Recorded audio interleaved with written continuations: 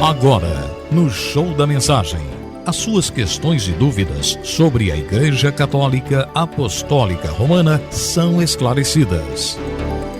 Por dentro do assunto, com o Padre Ednei Batista. E começa agora mais uma edição do Por Dentro do Assunto, como toda quinta-feira você acompanha na Rádio Mensagem, dentro do programa Show da Mensagem, com auxílios técnicos de Márcio Buim, produção de Donizete Eugênio, departamento de jornalismo, apresentação de Carlos Sena e Padre Ednei Evaldo Batista. Padre, a sua bênção. Deus o abençoe, bom dia, e abençoe também a todos os nossos ouvintes que ficam querendo saber muitas coisas para melhorar a sua caminhada, e é para isso que o senhor está aqui, para nos auxiliar nisso, né, Padre? É isso mesmo, vamos lá. Perfeito. 3954-3010 e 3954-3011 à sua disposição. Já começaremos a atender os telefones, como também o WhatsApp 981287625. As perguntas que vierem até nós, claro, deixando bem evidente se você quer se identificar ou não, para que respeitemos a sua escolha. Mas a pergunta por telefone tem que ser feita ao vivo, escrita só por enquanto pelo WhatsApp, e fora as perguntas que já têm vindo para nós por e-mail, ouvinte@radiomensagem.am.br ou jornalismo@radiomensagem.am.br. Padre Ednei, o tema do dia, por favor. Então hoje nós vamos falar sobre a idade para ser padrinho de batismo. A pergunta é: existe uma idade limite para ser padrinho de batismo? Padrinho ou madrinha? Então a resposta é a seguinte: existe uma idade mínima, que é 16 anos. O Código de Direito Canônico estabelece assim, considerando que com 16 anos a pessoa tem já maturidade, responsabilidade para assumir esta função de ser padrinho ou madrinha de batismo. Antes disso, não se deve permitir que seja padrinho. Agora, é lógico que o bom senso aqui deve funcionar, né? Se uma pessoa tem 15 anos e meio, não falta muita coisa para 16. E ela vai chegar aos 16 com certeza. Se é uma pessoa conhecida, de participação na comunidade, não é o fato de ter 6 meses a menos do que a idade prevista pelo Código que impedirá de que aquela pessoa seja padrinho ou madrinha. Mas não vai colocar uma criança com 12 anos também para ser padrinho ou madrinha, né? Então o bom senso deve mostrar que em algumas situações não precisa observar a regra à risca, mas dentro de determinadas circunstâncias se pode permitir, né? Agora, e a idade máxima? Porque às vezes as pessoas vêm com a proposta de ter como padrinhos um casal que já tem uma certa idade, né? 60 e tantos anos, às vezes até um pouco mais. E aí fala assim: padre, mas disseram que não pode, que é proibido, né? Não existe uma proibição para que pessoas já com uma certa idade sejam padrinhos ou madrinhas. Mas existe uma recomendação de que, se a pessoa já for bastante idosa, né, e aí pela lógica da vida humana, quem está mais idoso, está mais perto de terminar o seu tempo neste mundo, essa pessoa assumindo a função de padrinho ou madrinha, ela não vai ter muito tempo, ou não vai ter muita disposição, condição para assistir o afilhado, para acompanhar o afilhado, para ajudá-lo em caso de necessidade. Então, nesse sentido, não é recomendável que o padrinho ou a madrinha sejam pessoas muito idosas. Mas não é um impedimento, não é uma proibição. Se a pessoa tem lá 60 e poucos anos, mas tem boa saúde, tem disposição, é uma pessoa super de bem com a vida, não é impedimento para que ela seja padrinho ou madrinha. Então, nós padres não podemos pura e simplesmente proibir, nós podemos desaconselhar por estes motivos. Mas se a pessoa que está apresentando aquele candidato ou aquela candidata como padrinho ou madrinha, diz: não, mas é uma boa pessoa, eu conheço, é da família, é a pessoa melhor que eu tenho para essa função, e a gente sabendo que é uma pessoa que tem boa saúde, que tem boa disposição, não podemos proibir, né? Então, o bom senso, de novo, deve funcionar. Não colocarmos, porque aí o direito canônico não coloca a idade máxima para ser padrinho ou madrinha, e aí só existe uma orientação por estes motivos já expostos. Mas o bom senso deve iluminar a cabeça daquele que vai orientar, né, para aceitar ou não como padrinho aquela pessoa, que se em certas circunstâncias não há impedimento.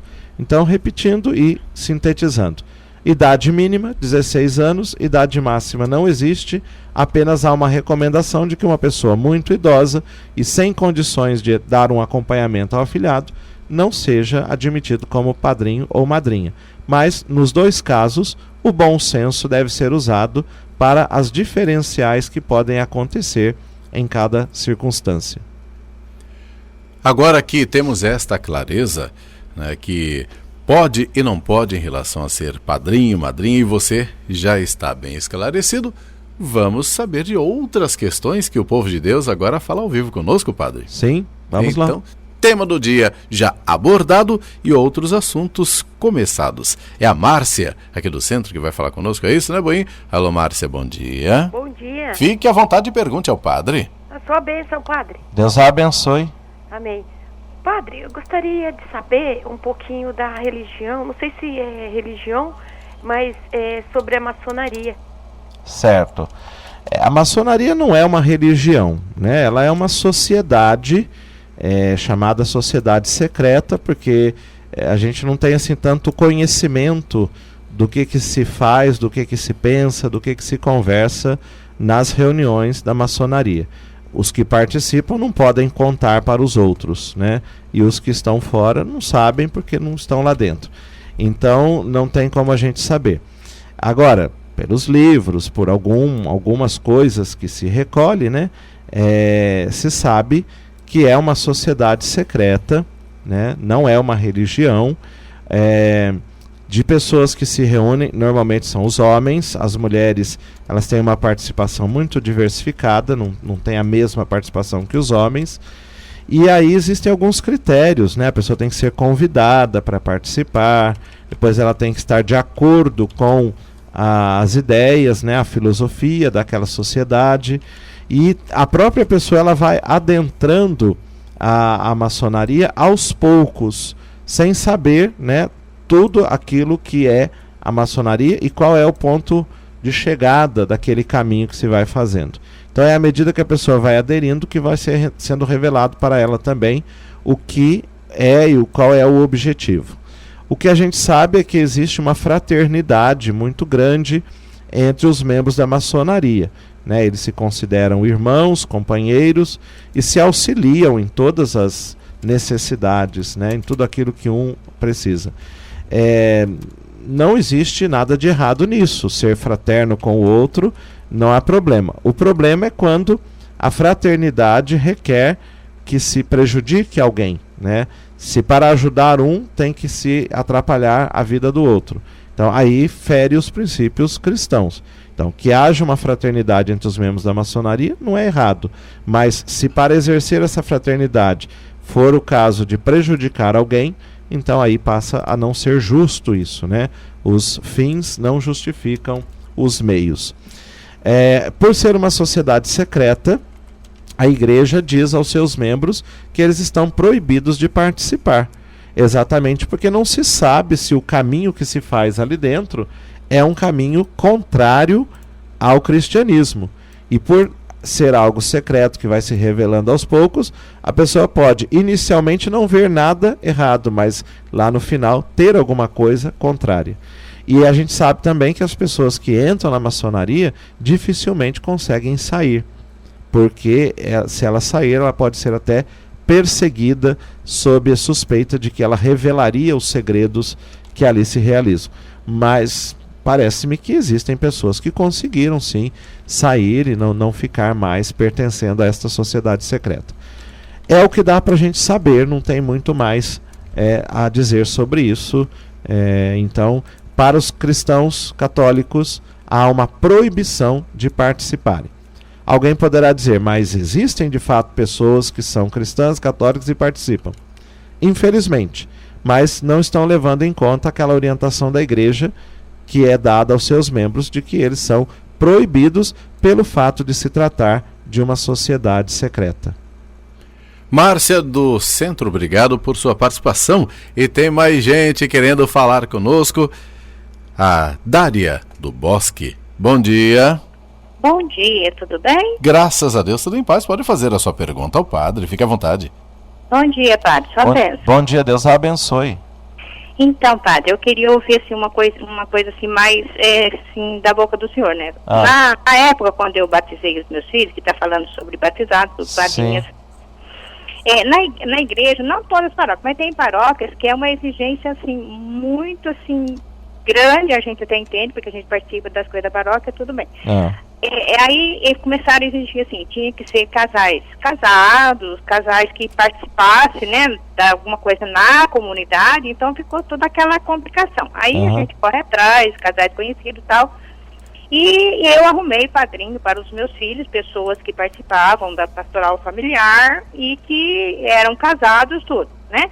E depois ficaram a questão dos meus filhos me perguntando por que depois, passado assim, eu acho que mais ou menos um ano, mais ou menos, os padrinhos de um dos meus filhos, que são gêmeos, se separaram, cada um foi para um canto, arrumou outra pessoa e tal, e afastaram de tudo da igreja. Sim. Né?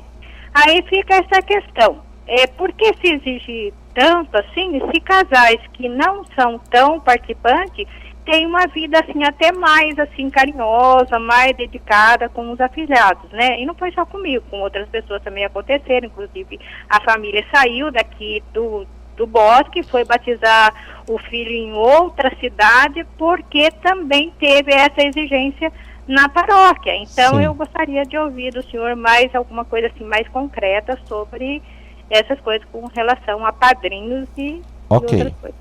Tá bom? Então, a igreja ela tem as orientações, né, e as exigências no tocante aos padrinhos de batismo, por considerar que o batismo é uma coisa muito séria.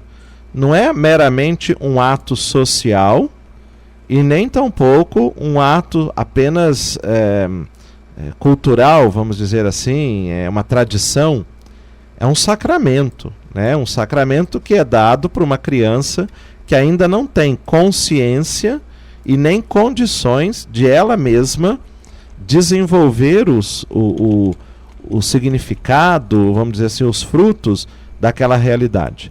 Então essa criança ela vai precisar do apoio, do exemplo, da ajuda dos pais e dos padrinhos.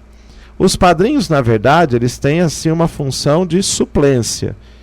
Em caso dos pais não fazerem aquilo que cabe a eles ou vierem a faltar, os padrinhos fariam, né, esse papel, seja de cuidar da criança, seja de educá-la na fé. Nós sabemos que o ser humano, ele não aprende as coisas automaticamente. Ele precisa sempre de alguém que faça aquilo para que ele, vendo, aprenda a fazer. Então o exemplo dos pais e de todas as pessoas que estão ao nosso redor é muito importante para que nós aprendamos a fazer aquilo. No campo religioso é a mesma coisa. Uma criança que veja os pais vivendo os valores da fé, rezando, participando da comunidade, terá muito mais chance de fazer a mesma coisa. Não é matemático, não é uma coisa que você vai ter certeza que vai acontecer, mas a probabilidade é bem maior. O meio em que nós somos formados vai nos ajudando a adquirir os valores. E assim os padrinhos também entram como exemplo, como testemunho.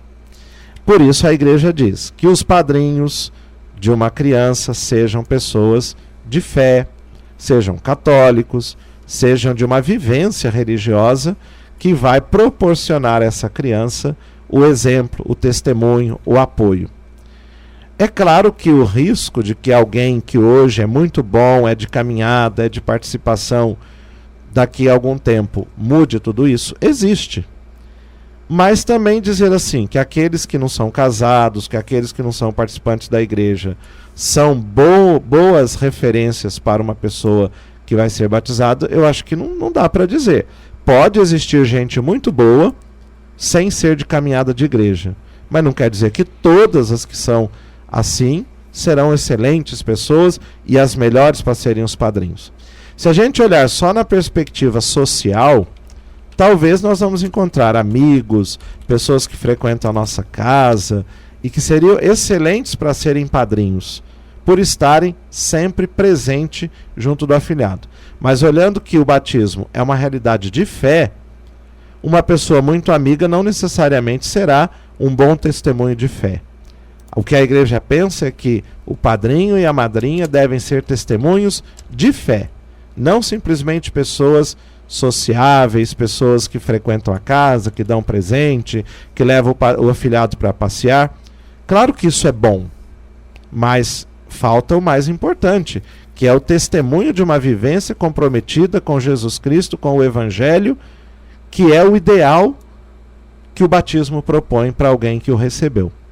Então, claro, as exigências que existem na igreja, elas são básicas, né?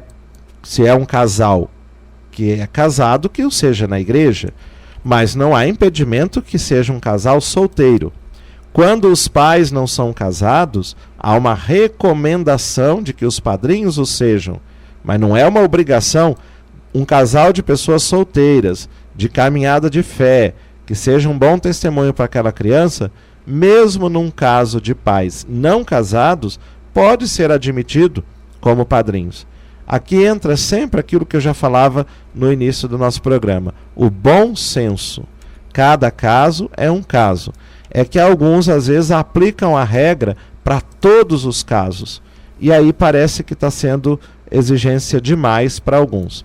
Mas o bom senso, o diálogo, são caminhos excelentes para a gente conseguir aquilo que a igreja propõe e muitas vezes a simpatia daquele que vem pedir o sacramento. A gente não precisa ser tão intransigente como padre, como diácono, como secretário ou secretária de paróquia.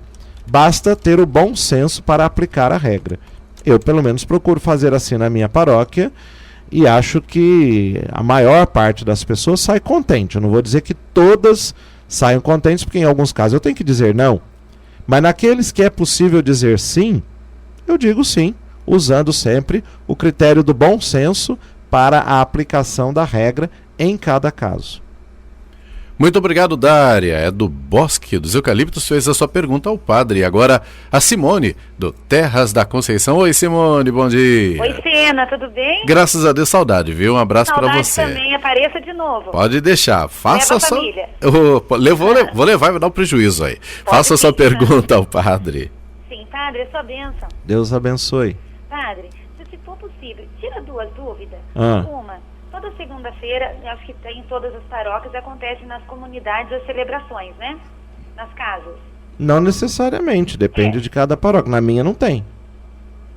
Mas sabe, padre, a dúvida grande? Padre, igual, é um improvisado, é uma casa, é uma sala, é uma garagem, é tudo no improvisado. E acontece de, às vezes, a pessoa não tem um espaço grande e coloca-se Nossa Senhora ali do ladinho no altar.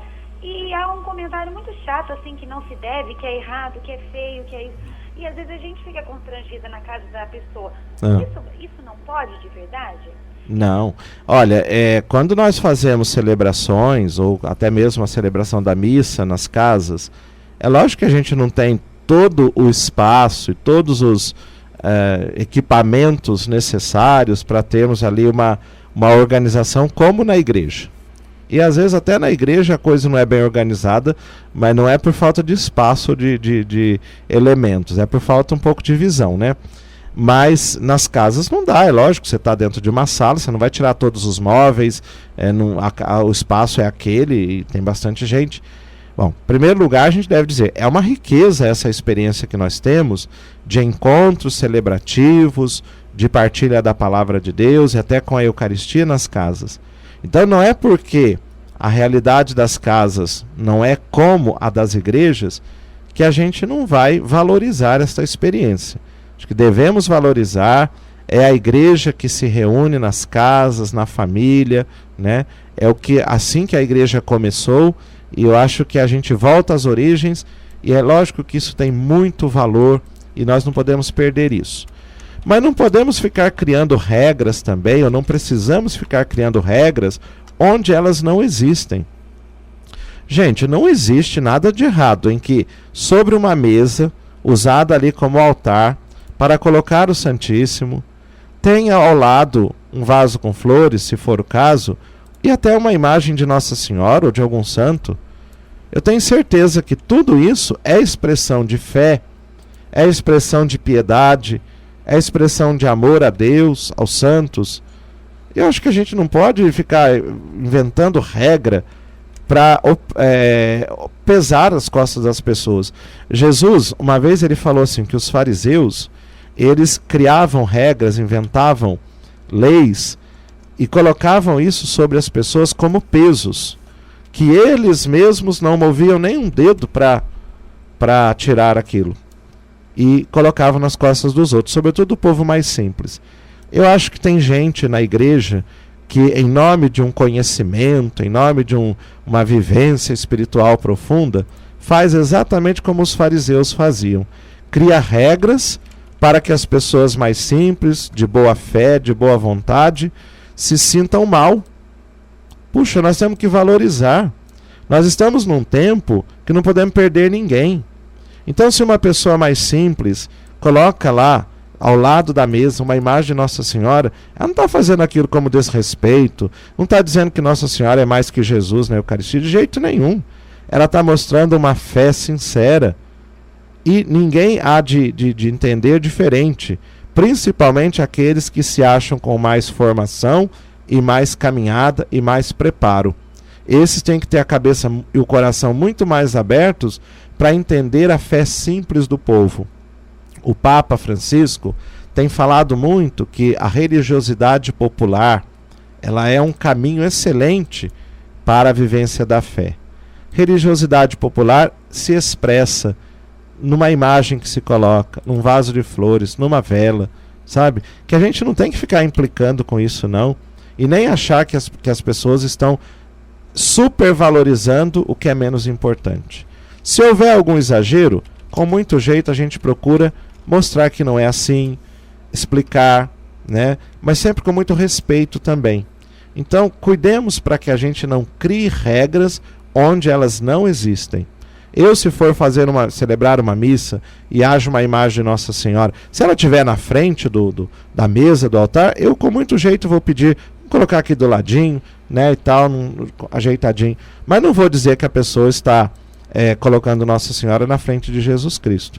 Isso eu tenho inteligência o suficiente para entender que não é desta maneira e não vou usar da minha autoridade para maltratar ou desrespeitar uma pessoa.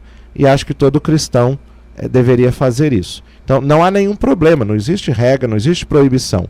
O que a gente deve ter é bom senso para interpretar as coisas e, se precisar organizar de outra maneira, fazê-lo com muito respeito, com muita prudência. Isso é evangélico, isso é o amor vivido em gestos. Bela resposta. Simone, um beijo para você, Deus abençoe, obrigado por sua participação. Mais uma participação por telefone, já já atenderemos as perguntas que vieram para nós pelo WhatsApp. Alô, bom dia. Caiu a linha? Alô, bom dia. Bom dia. Bom dia, pode fazer a sua pergunta ao padre. Olha, padre, eu fui casada com uma pessoa e depois a gente separou, divorciou. E eu convivo com um rapaz solteiro. A gente frequenta a igreja. E agora eu fiquei sabendo que já há 10 anos ele morreu. Eu queria saber se eu posso casar novamente na igreja. Sim, se ele morreu mesmo, precisa de um documento, né, que comprove que ele morreu, atestado de óbito. Aí teria que fazer uma varredura aí nos cartórios. Tem um caminho aí que um advogado pode orientar para comprovar esta morte. E esse é um documento que vai ser exigido para o casamento seguir em frente. Então, o atestado de óbito do seu ex-marido.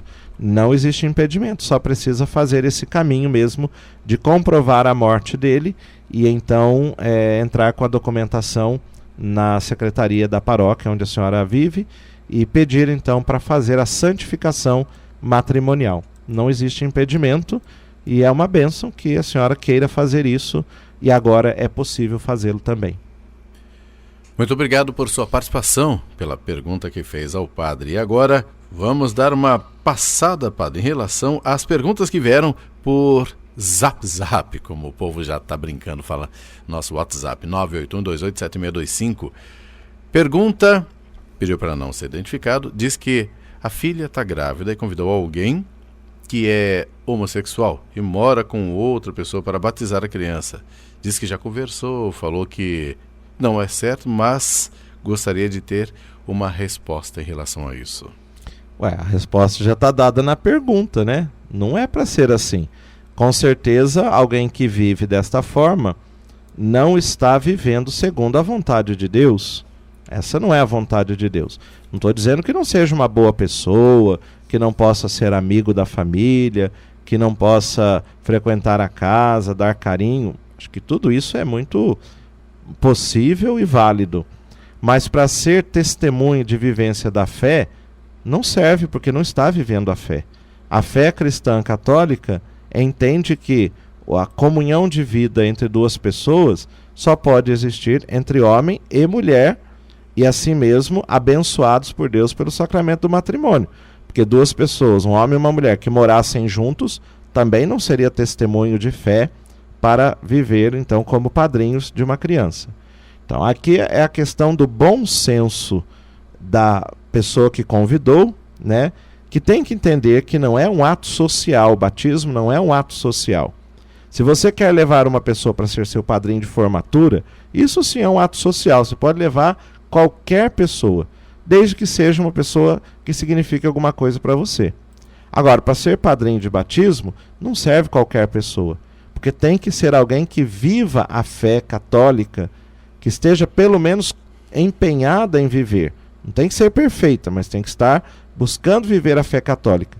Não é só no sentido de ir à igreja, não é só no sentido de ser uma boa pessoa, mas de admitir tudo aquilo que a fé ensina. E a fé católica ensina que a união entre duas pessoas do mesmo sexo não é da vontade de Deus. Portanto, não serve como padrinho. Agora, como que vai se resolver isso? Deveria ser ela que convidou, né? Agora, se ela não quer fazê-lo, quando chegar lá na igreja, se isso for conhecido do padre, de quem orienta, certamente será dito não. Será negado o batismo por conta disso.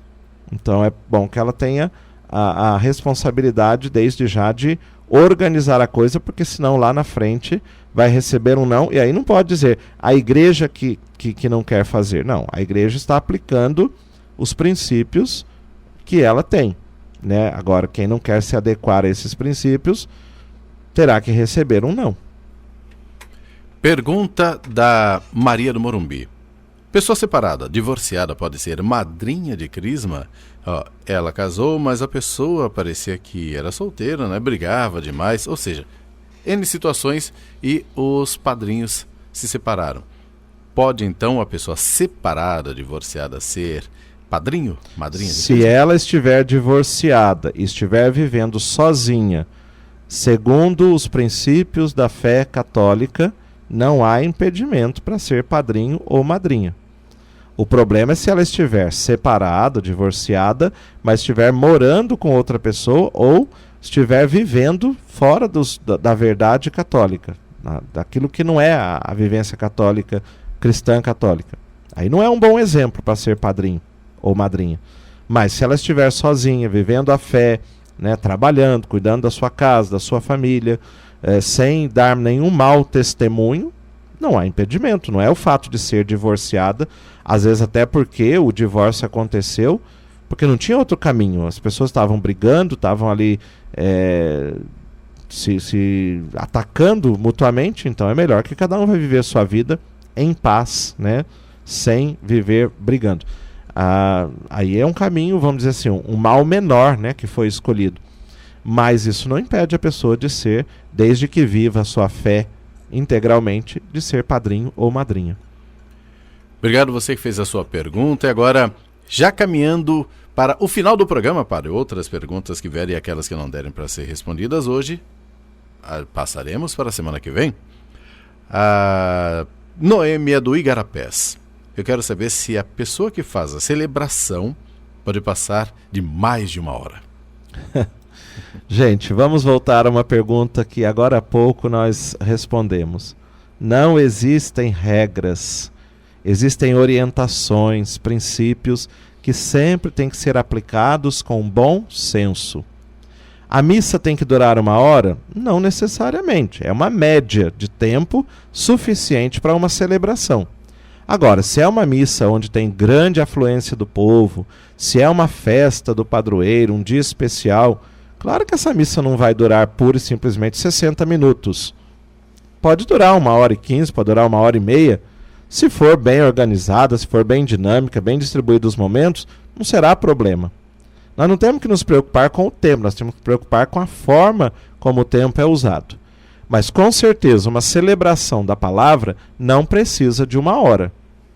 Porque os elementos que comportam uma celebração da palavra são menos do que aqueles que fazem parte da missa, né? E se uma missa normal cabe em 60 minutos, uma celebração não tem que passar de 60 minutos. Porque então vamos entender que aquele que está conduzindo a celebração está inventando, está, entre aspas, enchendo linguiça, né? Colocando coisa que não precisa colocar. Então você pode fazer muito bem algo, fazendo tudo aquilo que é para ser feito, sem exagerar em nada. E ainda por cima ganhar a simpatia das pessoas. Agora, infelizmente, tem gente que acha que tem que falar demais para a coisa valer.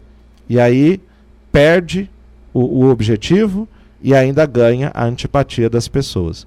Então, um ministro da comunhão, um diácono, quando vai fazer uma celebração, penso eu que, com todos os elementos que comportam aquela celebração, em 40 minutos no máximo, meia hora, 40 minutos, consegue fazer bem. A gente sabe que a reflexão não é para ser uma homilia, é para ser uma pequena reflexão, uma pequena mensagem. E os outros momentos da celebração são mais breves do que de uma missa. Então não precisa mais que 40 minutos. Aqui não é a regra que tem que funcionar. Aqui é o bom senso de quem faz, é que deva aplicar esses princípios na sua prática. Obrigado, Noêmia do Igarapés, por sua pergunta. Última pergunta, padre, de hoje. Mas não a única. Muitas e muitas outras, graças a Deus, vieram para nós também. Pediu para não ser identificado. Na comunidade onde participo, tem missa aos sábados e aos domingos. Gostaria de saber por que não fazer as leituras de sábado, mesmo se no domingo teremos missa de manhã. Mas não quer dizer que todo mundo que vai no sábado vai também no domingo. Pode ser que grande parte vá no sábado e não vá no domingo. A missa do sábado à noite já é a missa do domingo. Exatamente porque no Brasil nós não temos condições de ter missa só no domingo para todas as pessoas. E às vezes as pessoas trabalham no domingo, têm outros empenhos e deverão ir na missa no sábado. Então a missa do sábado já vale para o domingo com as mesmas leituras. Isso deve ser feito nessa comunidade exatamente para contemplar aqueles que não vão no sábado e no domingo. Talvez a pessoa que está fazendo a pergunta vá nas duas. Para ela valeria esta sugestão, mas não para a maior parte das outras pessoas que certamente só vão ou no sábado ou no domingo. Então não valeria a pena fazer dessa forma. Agradeço a todas as pessoas que mandaram suas perguntas. Peço perdão por não atender a todas, pois o tempo urge, né? Temos pouco tempo aí, mas a semana que vem vamos encaminhando outras perguntas que vieram, tanto pelo WhatsApp, como também por e-mail para o jornalismo da Rádio Mensagem. Padre, mais uma vez, obrigado por esse carinho e queremos extorquir um pouco mais o senhor, pedindo a bênção sacerdotal. Tá bom? Que Deus abençoe a todos os que nos acompanharam, a todos que nos ajudaram a fazer o programa de hoje. De maneira muito especial, que a bênção dele venha sobre os enfermos, sobre os idosos, sobre aqueles que passam por momentos difíceis, que sintam a presença de Deus junto de si, confortando, animando, ajudando a ir em frente. Que venha sobre todos e permaneça para sempre a bênção do Deus Todo-Poderoso, Pai e Filho e Espírito Santo.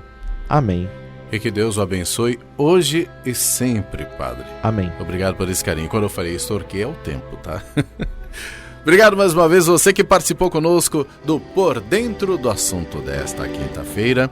Obrigado por suas perguntas, sua participação. E se não deu para atender hoje, com o andar dos outros dias, outras edições, estaremos fazendo o possível para atender tanto quem participou por telefone, como também pelo WhatsApp.